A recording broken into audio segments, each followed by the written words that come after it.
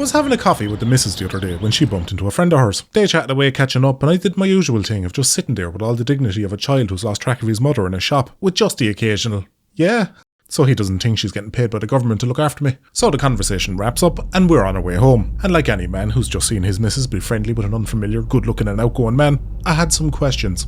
So, how long you two been banging? These are the types of questions you ask when you've only about 2 things going for you and you've not been taking particularly good care of them lately. But much to my relief, she says, Who? Andy? He's gay.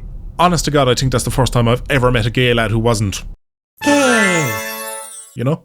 Like he was just normal. No softened voice, no feminine gestures of any kind. Wasn't even particularly well groomed. It's just a bloke in a hoodie. Like it's always bugged me that all the gay lads I've known mimicked women. Like that kind of feminine theatre you'd spot from across a field on a foggy day, looking the other way. I assumed they just turned up the gay so they can spot each other easier in the wild, or just did it so they didn't jump scare the straight lads with the gay, like how you'd let an anxious dog sniff the back of your hand so it doesn't think you're trying to fuck it in the arse. But I just knew there had to be some gay lads out there that didn't bother with the sparkle. Just didn't think it'd take me this long to find one. I wonder if it's because straight lads started having skin routines, painting their nails and mewing, so now there's no telling at a glance these days what's what, so the whole flamboyance doesn't really cut it anymore. Though saying that, most of the gay lads I've known almost exclusively have the hots just for straight lads. I knew a lad who'd consider his night a total failure if he couldn't convince a straight lad to venture over the fence with him for a bit, and the fucker was frighteningly successful with it too, which was a real eye-opener. I'm spending too much time on this, aren't I? Yeah, but there is a point. You see, despite the shade I throw at the common garden variety metrosexual, I do have an extended pinky of my own that's frowned upon by pricks like me. That is spa breaks. I'm not proud of it, but I can't go back now, so I just have to live with it. I wasn't always like this. There was once a time where I'd join in on stoning one of the boys in the street if we caught wind of him having a spa break. But that all changed a few years back while I was with my ex. You see, one time when we were planning on a weekend break, she had the idea that we should go for a couples massage in the hotel spa. Now there was no way in hell I was going to be caught dead in a spa, so I knew where to tell her where she could shove that idea. So that weekend comes and we're at the spa together. If you're wondering how she pulled that off, I was 20 and she had one of those vagina things. Thing is, I was rattling. I was terrified that the masseuse would be an absolute ride. No word of a lie, that was my biggest fear. I was like, she'll sensually touch up my back, my 20-year-old body will react accordingly, she'll flip me over, and I'll do 5 to 10 for brushing my knob off her nose. So out walks the masseuse, and of course, she's a ride. My next hope was she'd be cold and clinical so the fear might keep things under control, but of course not. She's really lovely, proper bubbly, smiling and chatting away to me, being all non-threatening, making me comfortable.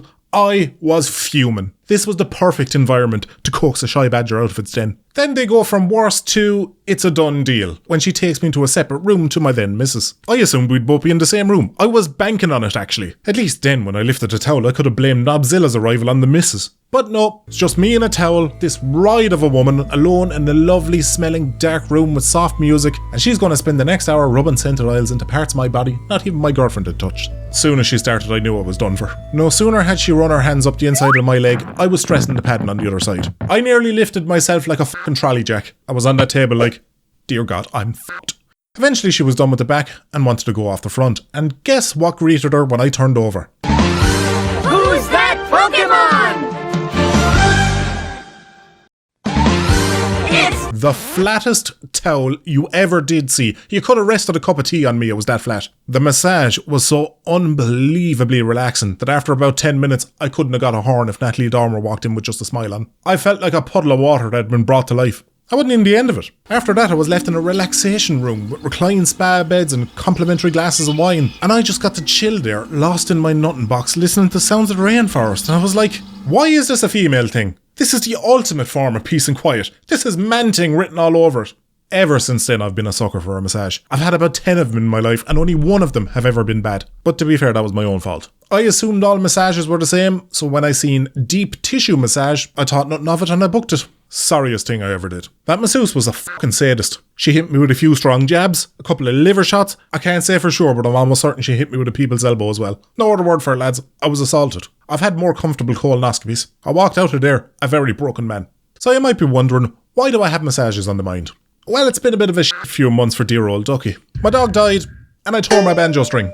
Thankfully those things weren't related. But as far as terrible things that could happen to a man, those are way up there. So much so that I know for a fact all the fellas watching this right now have their hands on their sausage out of solidarity. And since life has a sense of humour, it decided to give me these lovely gifts right before my birthday, knowing well that I wouldn't have a functioning mind and body to cash in on the birthday bonk. So with me being a defeated lump of a man entirely immune to the curative powers of an obligated birthday blowy, Connie made the executive decision to treat us to a massage for it. Now, I was very caught off guard by this. I don't mean in a sense that it was actually a really good gift that was thoughtful, useful and exactly what I needed, which is very unusual for a gift from a woman, but because Ducky had just come off his hot girl summer where he ate, drank and vegetated his way through the summer months, and with no break in between, followed that up with a sad girl autumn where he ate, drank and vegetated his way through that. So now I'm heading into this massage, the fattest I've ever been. Naturally, I was a bit self-conscious by this. My only hope was with my sopping moobs and bloated stomach, they might confuse me for a pregnant lesbian. So we're waiting in the relaxation room for each of our masseuses to come get us, and I'm pure anxious because I'm the only fella there, and the first gown they gave me I was too fat for. So the relaxation room isn't really working, which was only made worse when out walked a tasty 20-something-year-old masseuse. Any other day of the week I'd have been delighted. But in that moment, I couldn't even pretend to delude myself that she'd enjoy any bit of the slab I was about to heap up onto that table. So the relief I felt when she called Connie was the closest thing I had to a climax in weeks.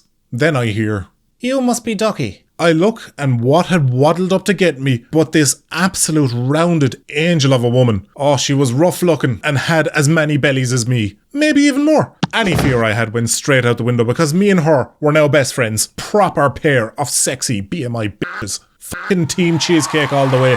Fuck those skinny bitches. We'll show them anemic tramps how to roll some dough. Come on.